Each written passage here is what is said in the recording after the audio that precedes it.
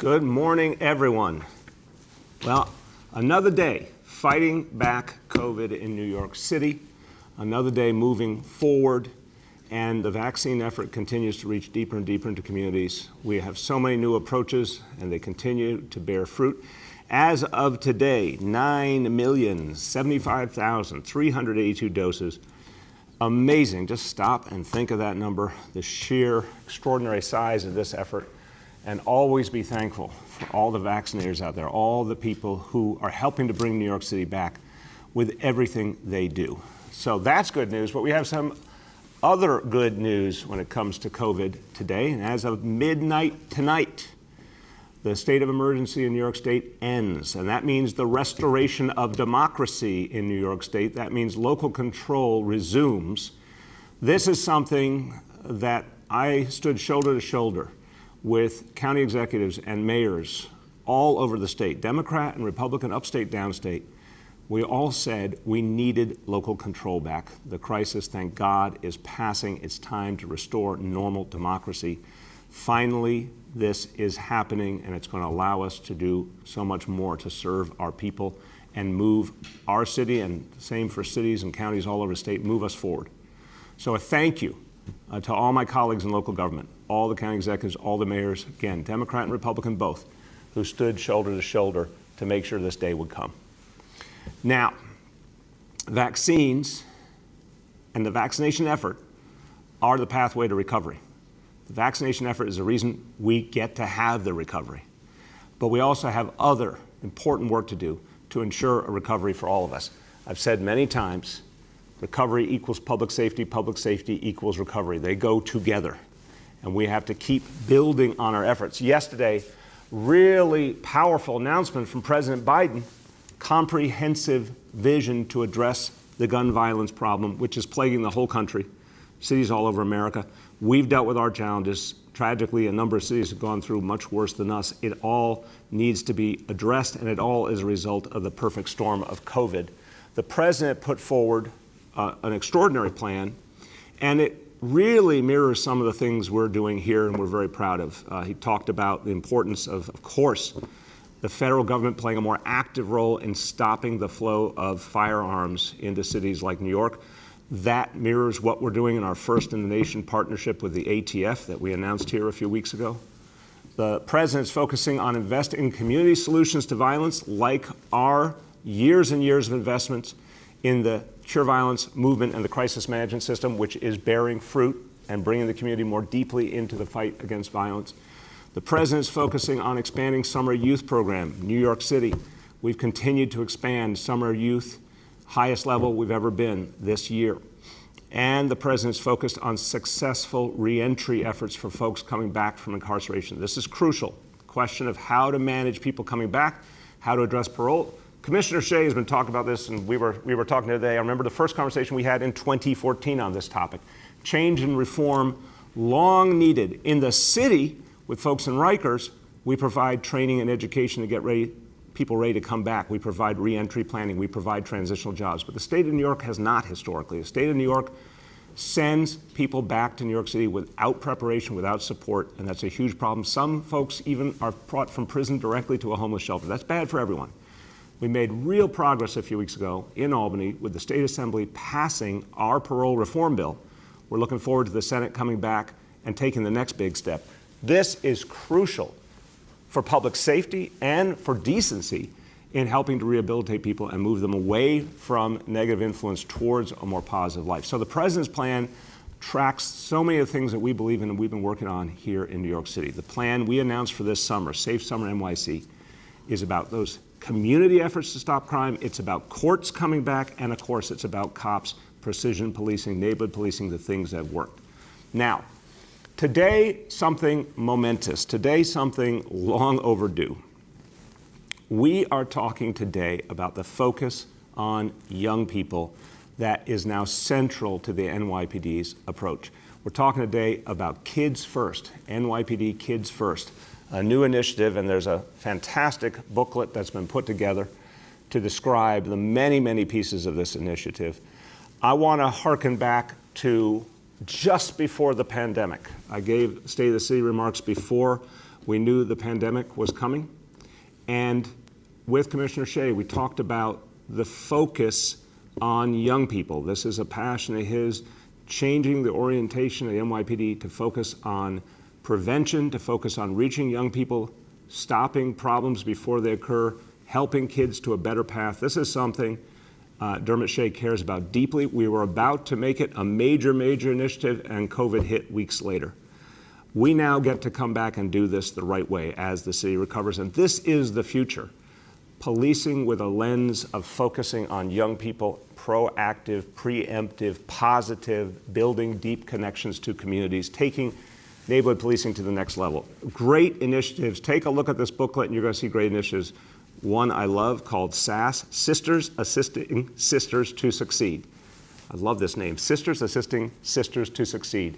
Amazing mentorship program focusing on young women. Other mentorship and career prep initiatives like the Law Enforcement Explorers, Youth Coordination Officers. So many pieces that focus positively, productively, creatively on young people. I want you to hear from Commissioner Shea in a moment, but first, a video NYPD put together to illustrate the impact of these programs. It's very, very powerful. I want you to see it now.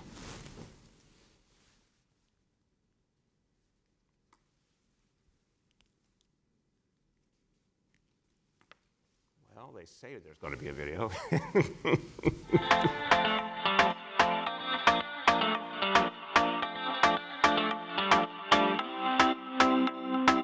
Honestly, I'm looking forward to being able to hang out more. I'm fully vaccinated. Since the pandemic is over, I look forward to playing sports.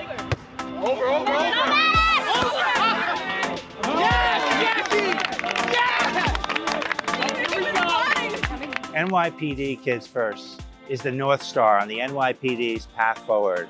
It's gonna be a great summer for cops and kids. So many exciting things going on. My name is Officer Frazier, and I'm a Youth Coordination Officer at the 106 Precinct in Queens. As the city reopens, the NYPD is putting kids first. Our goal is to give kids the tools they need to thrive: mentoring, internships, jobs. We're working with the New York City Police Foundation to give young people options. The Options program is a program that's funded by the New York City Police Foundation and works closely with the police officers of the NYPD to help provide for the youth and kind of just connect the community with the NYPD again. We don't see the officers that we work with as officers. We see them as family. We see them as friends. Some things I did in my options program was learn how to budget my money. The reason why I like coming to 127 Penn is because here I have a family. I have people I could talk to. Options has prepared me to go to college because I was fortunate enough to receive a scholarship to help me towards tuition. It's an amazing program, and I really cannot wait to see where it goes.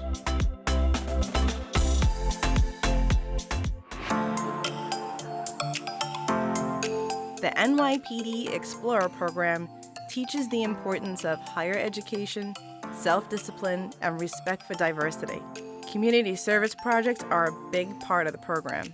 The Explorer program is very fun, and you get to meet new people. Now I have good knowledge on what I got to do as a policeman. I feel like it's a good way to bring everybody together. I decided to become an Explorer because I felt like it was a really good opportunity. I get to see the inside world of the NYPD. I get to learn more about why they do certain things, why they make certain decisions. They teach us about gun violence, gang activity. They teach us all that sorts of stuff, and they also teach us how to prepare for the real world. The NYPD has invested money that they've seized from criminal cases, from drug dealers and other criminals, and invested it back into the communities. We're fixing up 15 basketball courts across the city in public housing and turning them into beautiful spaces for the kids and the cops to play together.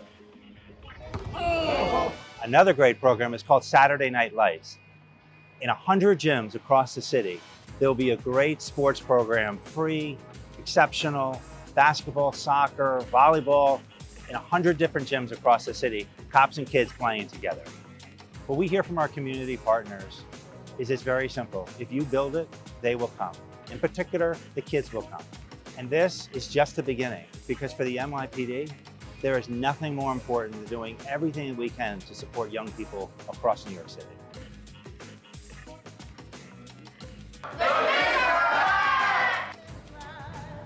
No moment of losing, gonna push right through it.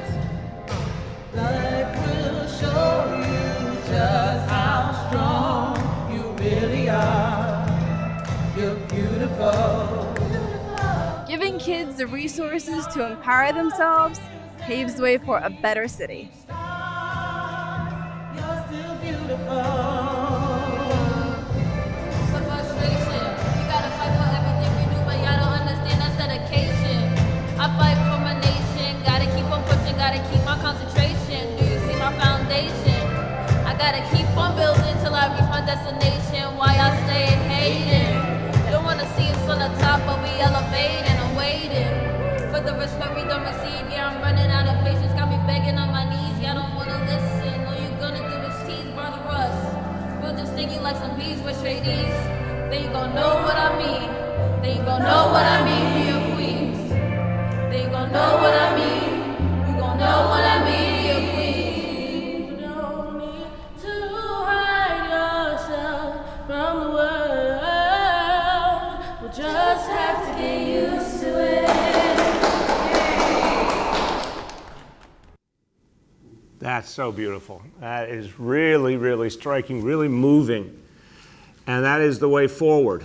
To me, that's the epitome of neighborhood policing. It's taking neighborhood policing to the next level with the focus on young people.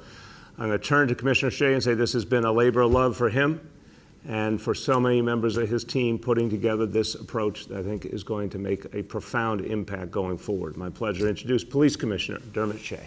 Mr. Mayor, thank you very much, and I'll try to be brief, but I could talk on this topic for a long time. When you look at that video, I can't help but smile. And what I think about is the year or two we've had, and sometimes a polarizing time, but there's nothing polarizing about that video. It's something that really, the common ground that we all strive for, that we're all coming together for, and really, who could argue with putting the kids first? And when you look at that video and it encapsulates really an umbrella policy of what we've been working on in the NYPD for quite a while. I spoke about it at my swearing in, but really I've been working on it for much longer than that. And I have to give credit to many, many people, past commissioners, Commissioner Kelly, Jimmy O'Neill, Bill Bratton. This is a lot of work that has been done already and now built on and coming together. Chauncey Parker, Assistant Commissioner Kevin O'Connor, Jeff Madry, and many others, and all my youth coordination officers across the city.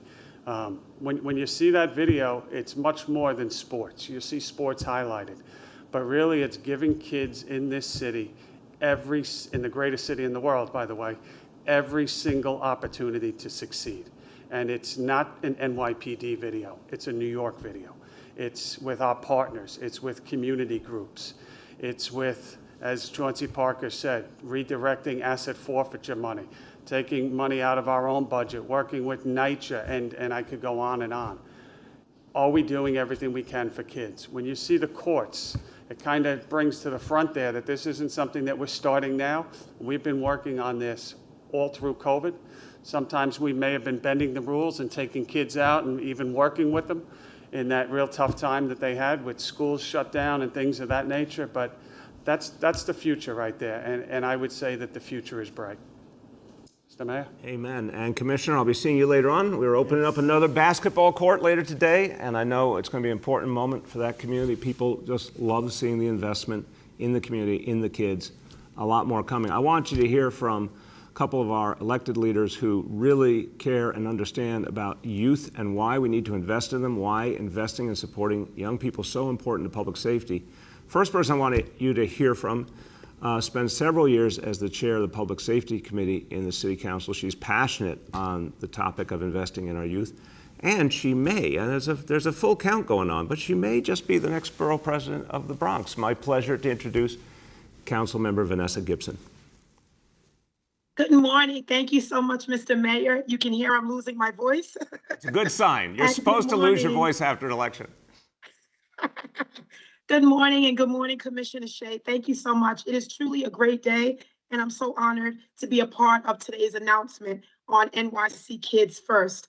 We recognize June as Gun Violence Awareness Month, which has been an epidemic in our country that really demands our action and our attention.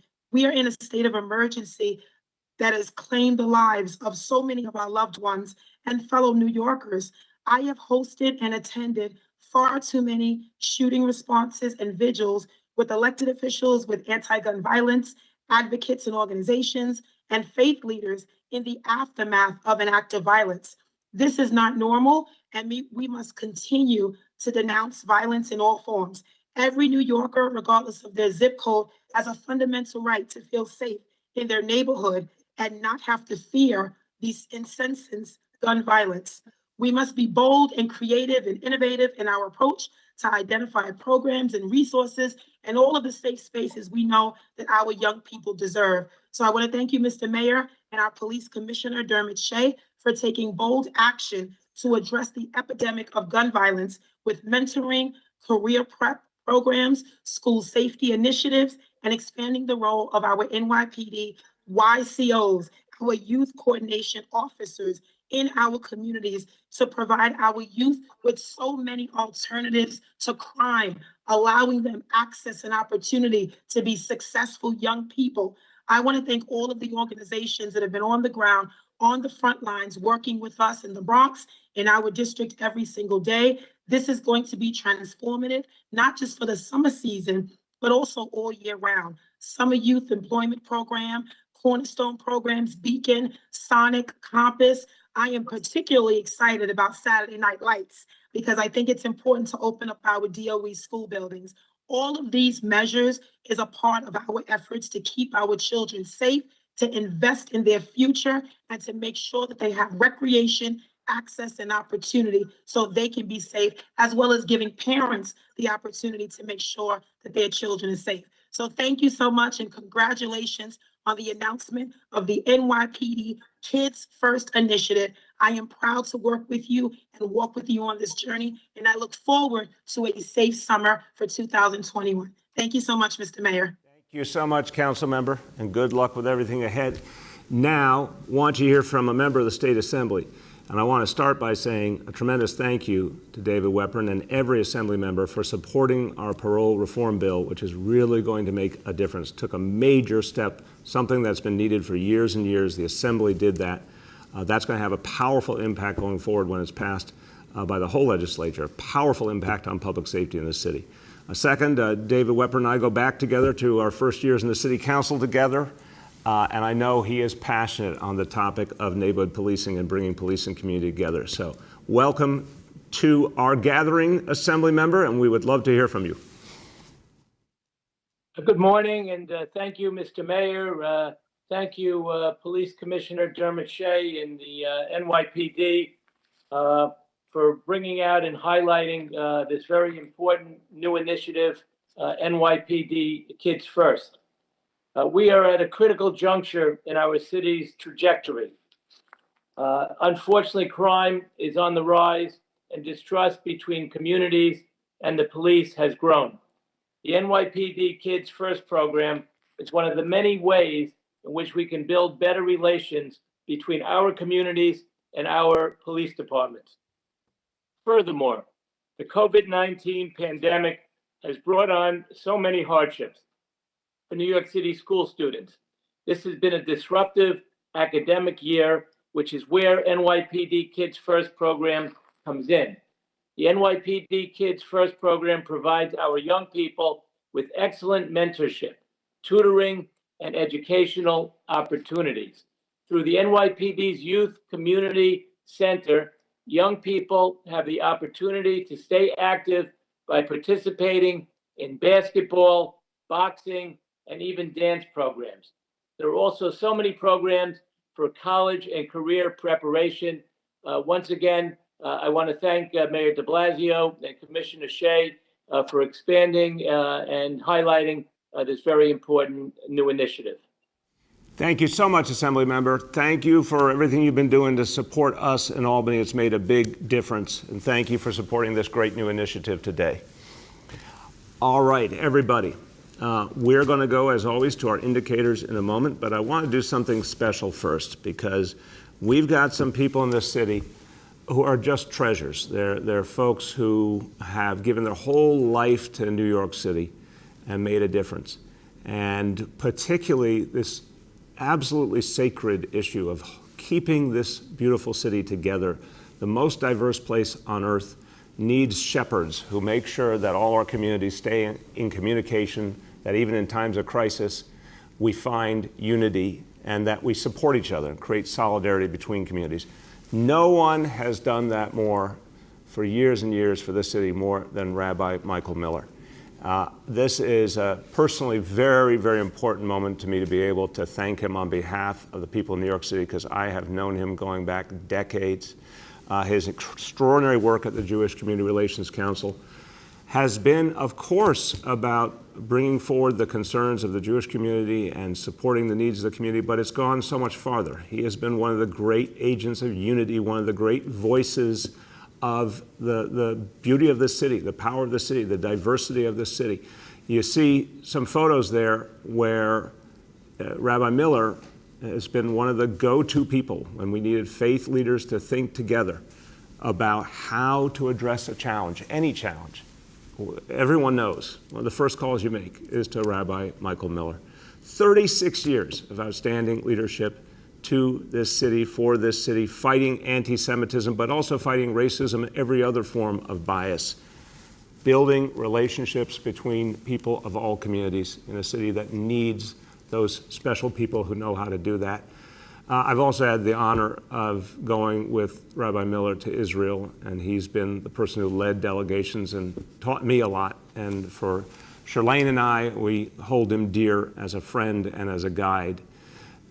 Very recently, one more thing to say, we had the extraordinary challenge of COVID, and within that challenge, the threat to our seniors, and then within that, something that grabbed at my heart, the fact that we had Holocaust survivors in this city who had been through so much and yet survived, moved forward, showed strength and faith, and now COVID was the danger confronting them. We had to reach them.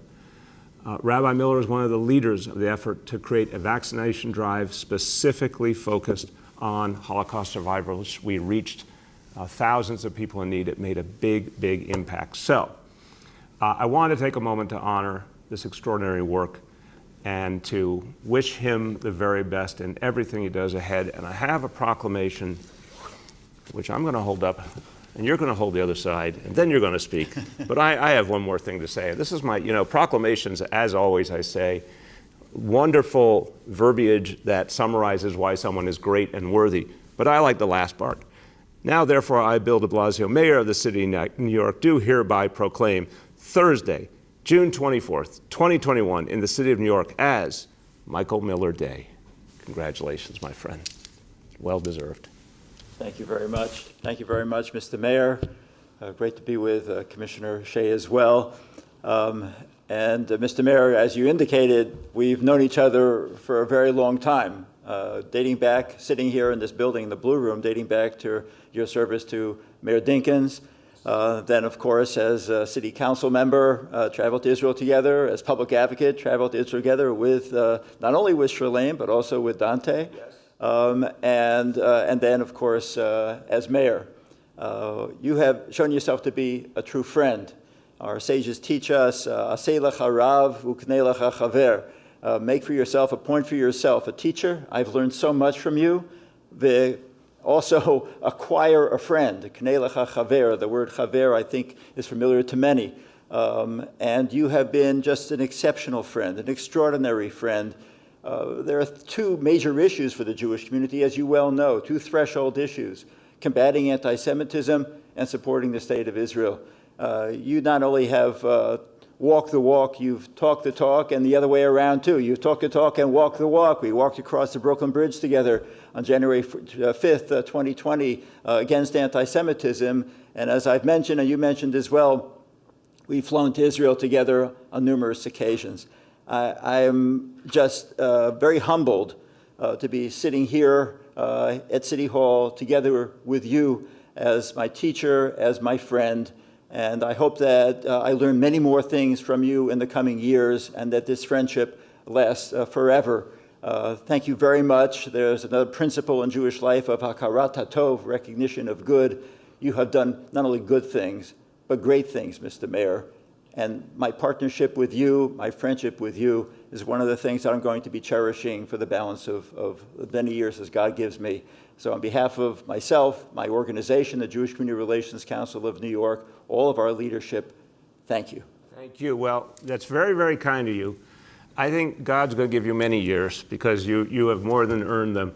But you've been the teacher, you've been the guide. So thank you, but I'm going to turn it back and say, nope, you've been the teacher, you've been the guide, and you've been an incredible unifying force in this city. So, my friend, you couldn't have done better. This is one thing. I'll give you the grade. You get an A+. You could not have done better. Thank you for everything. Thank you. All right. After that, the indicators are a little anticlimactic, but we'll do them anyway.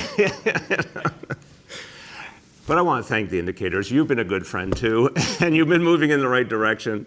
Number one, daily number of people admitted to New York City hospitals for suspected COVID-19. Today's report, 78 patients, confirmed positivity of 16.25%. Hospitalization rate per 100,000, 0.31. Number two, new reported cases on a 7-day average. Today's report is 175 cases. Number three, percentage of people testing positive citywide for COVID-19. Today's report on a 7-day rolling average, 0.53%. Now, a few words in Spanish, and I want to go back to NYPD Kids First. I'm going to make another plug. Check out this booklet. It's really powerful and really moving. Para recuperar nuestra ciudad se necesita un sistema de seguridad pública fuerte. Hoy anunciamos Kids First, el nuevo programa del Departamento de la Policía de Nueva York para proteger a nuestros más pequeños. Nuestra policía va a brindar mentoría, deportes y eventos comunitarios para mantener a nuestros niños a salvo. With that, let's turn to our colleagues in the media, and please let me know the name and outlet of each journalist. Hi guys, we'll now begin our Q&A. With us today is Rabbi Michael Miller, Police Commissioner Shea, Dr. Katz, Dr. Varma, and Kapel Angani, Counsel to the Mayor. With that, we'll go to Sif from WNBC. Hello, can you guys hear me? Yes, indeed. How you doing? Impressive job by Avery, still calling on me even though I had lowered my hand. So I'm going to honor the system and ask a question anyway. Mayor, I wanted to, now that you've had a full day to absorb the mayoral results, I wanted to get your sense of how you would advise New Yorkers to make sense of what happened, given that we have a round of ranked choice voting to be unveiled next week, and then a week after that, and then no certification until mid-July. What should New Yorkers make of this uncertain period? I don't think there's a lot to worry about. Back in the day, we had September primaries. This would be a really challenging moment if we had a September primary, a November general election, and we were waiting weeks and weeks to know who won the primary. That would be really problematic. But it's a June primary now, and there's time. I don't find this particularly problematic at all. I think what we're seeing is a functioning system. Some races, some of the council races got decided outright. No need for further counting. Others, a lot of races, obviously, it's going to be a few weeks. But the good news is, Andrew, that every vote's going to be counted, and votes are going to have much more impact than ever before, because this is the good part of ranked choice. It's frustrating, I'm not going to lie. There are frustrating elements of ranked choice voting, but the good part is, if you voted, for example, for a mayoral candidate who didn't do so well, your vote continues to stay alive until it finds a home and has the maximum impact. That's pretty cool. So I think people should just recognize there's going to be plenty of scrutiny to make sure the process goes well. It's only a few weeks, and then there's plenty of time for general election campaigns. Go ahead, Andrew. Catherine Garcia team analyzed the results today and reminded folks that with more than 100,000 absentee ballots returned already, and possibly closer to 200,000 by the time it's all done, that she has a viable path to overtake Eric Adams in the ranked choice voting. Do you agree with that assessment? I think the history of ranked choice voting and just elections in general, when absentee ballots are involved, suggests that whoever's leading on election day typically does win if it's a pretty decisive margin. We certainly see that here. Eric Adams had a really good night. That said, yesterday I identified 3 leading candidates, Eric Adams, Maya Wiley, and Catherine Garcia, all of whom can legitimately say, until every vote is counted, this isn't over. They all had strong enough showings to say there's more to play out here. So we should all wait for the full result and the whole process. And we want every vote counted, and we want the whole ranked choice process to proceed. And we all want to be able to watch it to see how votes continue to have power, even if their first choice didn't win. So that's the way I see the state of affairs right now. Next is Shant from the Daily News. Hey, good morning, Mr. Mayor. How are you? Good, Shant. How you been? Pretty good, pretty good. So yeah, on the occasion of the primary, the governor kind of held forth yesterday and took some shots at you. Not the first time he's done that. He said your administration was hyper-political and incompetent, making him look forward to your successor. Any response to that? You know, I'm gonna borrow from something Commissioner Shea said some weeks ago after something else the governor said. My message is I stopped listening to him a long time ago. Go ahead, Shant. Fair enough. And with the state of emergency ending, I understand that carry-out booze will also be a thing of the past. Any thoughts on that very popular program? Is there anything the city can do to allow people to allow shops to perpetuate carry-out booze? Yeah, it actually worked pretty well. I don't blame anyone who thought maybe that could be a little dicey, but it actually worked pretty well. And I am concerned, of course, about all the restaurants and bars that we want to survive as part of the life of the city, all the jobs they provide, the future of our tourism, depends on as well. So I think that should be looked at to see if there's some way to appropriately continue it, at least for the foreseeable future while we're trying to bring back the hospitality industry. Next is Henry from Bloomberg. Hello, Mr. Mayor. How are you doing? It was a moving tribute to Rabbi Miller. Thank you, Henry. Well, from the heart, really from the heart. Also, he knew me when I had long, curly, dark hair. Those were the days. So when I see him, I feel young again. Go ahead, Henry. Fair enough. I want to go back to the question I asked yesterday, actually, about the budget. I wanted to know what the points of contention are between you and members of the city council that still need to be resolved. What are those issues that remain outstanding? Henry, I appreciate the question, but I'm honestly going to tell you, I don't think it's an issue of points of contention. I think it is an issue of figuring out priorities and refining them. And this is a part of the budget process where there's a lot of back and forth on exactly what dollar figure to put into certain initiatives, what will work, what's viable, what's a priority. It's not a contentious moment. There's been lots of negotiation over weeks and weeks. And at this moment, I think it's leading us to a good place. Go ahead, Henry. What are the issues? Which areas are still up in the air in terms of how much you want to spend on what? What are the various issues that must be resolved before you have a budget agreement? For example, historically, Henry, council has a very strong interest in cultural organizations. Let's use that as an example. Determining what's the right dollar figure is the conversation we're going through now. It's always been a priority for the council. We want to figure out with them what makes sense in light of other priorities as well. They've always focused heavily on libraries and other areas. This is well known. Figuring out, though, what is the exact right number, what is the exact type of initiative, these are things we're working through. The council, to their great credit, and I mean really great credit in recent years, has focused a lot on reserves. We've continued to build up reserves. That's a real conversation too. What's the next step we should take in building reserves further? These are all the kinds of topics, but again, they're the topics that are being discussed collegially, trying to figure out what is the right balance. Next, we'll go to James from Pix 11. And good morning, Mr. Mayor and everyone on the call, and congratulations to Rabbi Miller. James, you forgot to say, it is once again, objectively and truly, a beautiful day in New York City. That it is. And on to my question. You talked about the lifting of the state's state of emergency, bringing back local control.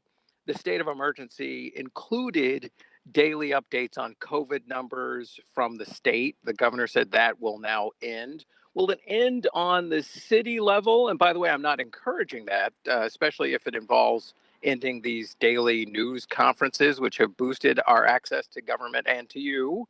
But please elaborate on the changes that local control will bring. Yeah, James, I think these briefings have been very important, and they will certainly continue. We did a little analysis about the kind of briefings that have been given around the country by mayors, governors in the context of COVID, particularly in the year 2021, and can safely say I'm taking the most questions, or one of the largest groups of questions of any chief executive in the nation, and I think it's been very healthy for everyone. So we'll continue these briefings. I would say, as has been the case often, the city of New York takes a cautious approach. And so we are going to keep close eye on the data. We're going to keep updating people for the foreseeable future on the indicators. So far, our experience dealing with the variants has been very successful, but this ball game ain't over. Lot to play out to continue the vaccination effort, to guard against any new challenges with COVID, obviously getting ready for schools to open fully in September. So James, my answer is, I think we'll stick with this regular briefing approach for the foreseeable future. Go ahead. Good to hear. You've also had praise for essential workers, and yesterday the governor unveiled renderings of the Circle of Heroes monument to those we've lost and to essential workers who helped New York get through the tragedy. Journalists are not mentioned specifically as essential workers in the memorial, even though we were essential workers and still are. What might you do to single out journalists for our work and sacrifices during the state of emergency, during the pandemic? It's a great point, and I really want to say I appreciate how many journalists went out there, put themselves in harm's way, got people information they needed. It was often very tough to do during COVID, but you and so many of your colleagues did the work that was needed to help the people of the city. I want to thank you, and that needs to be recognized in our Hometown Heroes Parade on July 7th, and we will do that in other ways as well. I think it's really important to understand, and we talked about this, James, along the way. I've tried to express thankfulness to journalists who have raised important issues that we need to address, things we didn't necessarily see playing out, that they heard from the grassroots that I needed to know, my team needed to know. But also people are so hungry for information, and they needed it during this crisis, and you and your colleagues were there. So real appreciation for that, and we're certainly going to honor it, including on July 7th. Next is Nolan from The Post. Good morning, everybody. Good morning, Nolan. How you doing? I'm doing all right, Mr. Mayor. How are you? Good. I had some extra coffee this morning in honor of you. Well, I appreciate that. I hope you got it from a local coffee provider. That is always the goal. Is there a plan to save/revive the Woolly, or are we going to be stuck going to the Five and Dime for the foreseeable future? Wait a minute. Is there a plan to what? The Woolly, the coffee shop. The Woolly. Okay, we're moving on. Fair enough. You had nice words for the president's announcement on crime and guns yesterday, which will give the city some latitude to redirect COVID funds towards public safety. How much money are you guys planning to move, and to which programs? Well, we just heard the announcement, Nolan, so that's something we're going to work through. The direction of the president's plan is absolutely right, and I'm very appreciative to President Biden for what he's doing. And we're going to look now at what those resources could mean for us. What we do know is a lot of the approaches that we're investing in are having an impact, and will have more impact as they grow. And this is only going to help us. Absolutely. Go ahead, Nolan. All right, and I guess just something of a related matter, you said yesterday that it behooves the council to tweak the ban on chokeholds that they passed. I believe it was last summer. You did not mention that this. Wait a minute. Make sure we understand. You're saying the legislation. Diaphragm bill. Right. The diaphragm bill. Right. They passed. Then you signed. The court struck it down. You said it behooves the council to take action to fix it. You made no mention of an appeal. Does the city plan to appeal that ruling? And if not, why not? Nolan, we want to just get the legislation amended to address the concerns raised by the court. If we can do that quickly, and I do believe we can, then there's no need for an appeal. So that's plan A here. Let's just fix the law. Next is Ravain from Hamodia. Good morning, Mr. Mayor. Hi, Eric Adams, we know that he opposed the defund movement and also, supported a modified version of stop and frisk. 3 of the top 4 finishers actually opposed many of the more liberal police reforms. What do you think the results of the election say about what New Yorkers want from their policing? I want to again, because this came up yesterday, on what Eric has said on stop and frisk, and I've looked at a lot of what he said, not just this year, but years and years before. I really think there's a little bit of looseness in how people are interpreting it. He has said consistently that the previous policy, the unconstitutional and broken policy of stop and frisk in the previous administration was wrong. He was one of the leaders in the effort to get it changed. He's also said that when used properly, constitutionally, appropriately, it is a valid policing tool, but it's one you use sparingly. So I really think it's important to be fair to what he has said historically on that. I think what the election results say, Ravain, is that people want balance. They want fair policing, respectful policing. They want to make sure there's not discrimination, but they also want safety. They want to know that when they need help from a police officer, there's an officer going to be there. They want to make sure their communities are working with the police. That's what the vast majority of New York City residents want. And that's why I think neighborhood policing, as we found for years, represented the vast majority view of the people of the city. Neighborhood policing epitomized what the vast majority of people wanted. And I spent a lot of time in working class communities around the city and communities of color around the city, and that's what I heard overwhelmingly. Fair, respectful policing is what people want. Go ahead, Ravain. So it looks like at least one DSA candidate won the council race, possibly more. I'm wondering what you think of that and what you think of the DSA movement in general. What was the last part? Sorry, the DSA movement. I think the underlying principles are ones I feel a lot of alignment to. I think the approach, depending on the individual, sometimes makes a lot of sense and sometimes doesn't. I mean, obviously, I very energetically supported Bernie Sanders in this last election. I think he epitomizes a lot of the good we've seen in that movement. I think there's some other folks in the movement who need to do more work to listen to communities, to work with other people collegially. I think it's a mixed bag, like any other movement, any other organization. The underlying principles, there's some very good stuff. Some of the specifics, obviously, I might disagree on. We have time for 2 more. First, we'll go to Yoav from the city.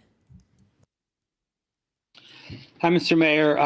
Just in the context of the state emergency declaration ending, there was a component that the city had something similar, and forgive me if you've already addressed this, but is that ending at the same time, the emergency contracting and those types of things?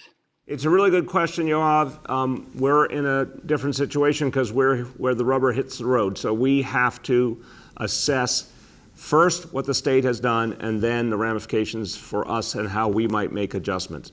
I think we have made a lot of progress coming out of this crisis. As I said, there are still elements of this crisis that we're attending to and that we have to be ready to deal with if we see any changes. So we're going to assess that now and have more to say on that in the next few days. Go ahead, Yoav.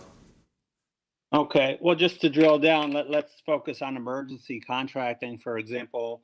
Why would that still be necessary at this point?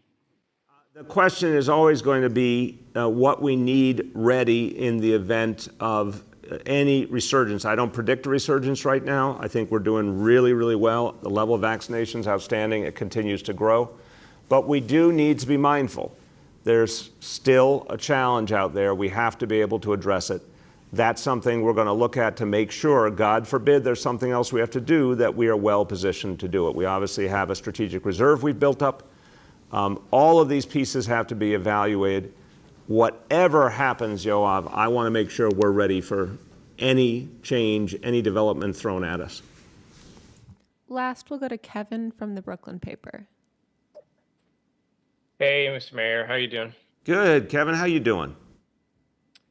Can't complain. I wanted to see if I could get some more details about the NYPD Kids First program. It sounds like it's an umbrella of a lot of existing programs. Can you say what specifically is new about this and how much funding is being directed towards it?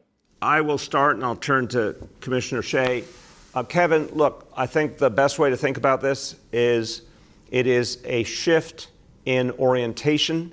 It is a strategic shift to declare throughout the entire NYPD and the entire city that the focus needs to be on young people and these proactive, positive attempts to reach young people. The commissioner can speak more eloquently than I can, but I heard him when we first started working together talk about this with real passion about the difference between encountering a young person after some real problems had occurred in their life, and now we were dealing with a challenge and a problem, and that kid was in a problem, versus seeing a warning sign and dealing with it right then, or reaching a young person even before there's a problem and giving them a positive path.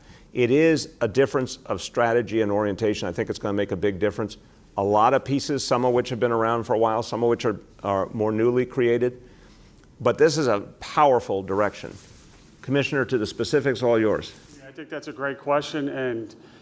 And you're right, Mr. Mayor, it's a combination. There's an awful lot that is new. I would bring you back a step.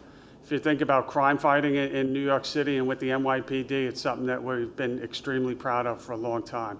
If a robbery happens or there's a pattern of crimes in an area, we knew how to attack it. We knew how to attack it and solve the problem in a concentrated area. We were a little spread out on services with youth. So now, since last year, with the addition of the youth coordination officers and providing additional training to them, we're kind of looking at it in the same venue.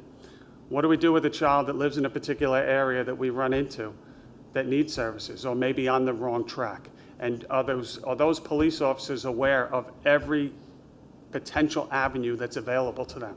The answer was no, from a police department perspective. The answer today is a firm yes. There's a lot that's been done in the last year and a half. I'll just point towards you again, that track that kids are on. Are we doing everything possible? And we've historically done a lot to help kids, but we're doing more than ever. We're partnering more than ever with local community groups, I'd be remiss if I didn't mention, for example, the New York City Police Foundation. Absolutely, firm support that they're providing to us. The amount of internships that we're providing, working with the Police Foundation and steering kids toward private-public partnerships with businesses, incredibly proud. And again, I touched on sports before, but not every kid is involved in sports. So we are doing programs with robotics. We are doing programs with mentoring. Yes, we are teaching kids how to draw up resumes. We're teaching kids how to open up bank accounts. So there's a whole umbrella of services that are now being provided at local levels, at 127 Penn, and there is quite a bit new. And if you want to know more, I advise you to come out to the 42nd Precinct tonight at 4 o'clock, and you're going to hear more of what we're doing. Thank you. And Kevin, just the fact that there's youth coordination officers, I mean, that just really bears recognition. The officers whose focus is to develop relationships with young people and find ways to help proactively. Incredibly powerful, positive initiative. And the fact that so many kids are going to be given hope, are going to be given opportunity, are going to feel what their potential is in new ways. What better way to avert problems and crisis than to reach a young person and actually show them their positive potential? I think it's really, really powerful. Go ahead, Kevin. All right. My other question was how much funding was going to go to this initiative. You haven't answered that. How much? Sorry, Commissioner, I know a lot of this was from existing resources and from asset forfeiture. I don't think there's many new needs because you're using existing funds, but please clarify that. That's correct. We're using existing budget within the NYPD and shifting resources. That, I'm sorry, on the basketball courts and activating public spaces and even larger planned things that Chauncey Parker in his great mind is envisioning. We're working with a number of agencies. That's where we're redirecting some of the asset forfeiture money, and we're trying to organize a movement to get donations to see a few things come to fruition. and I would strongly urge folks to get involved in this Kids First approach and support it in communities all over the city. And as the commissioner said, 4 o'clock today will be a great example of this approach coming to life. So bottom line, recovery equals public safety equals recovery. These pieces go together hand in hand. This is how we bring back our city, and this is the kind of thing that's going to make a huge difference. Thank you, everyone.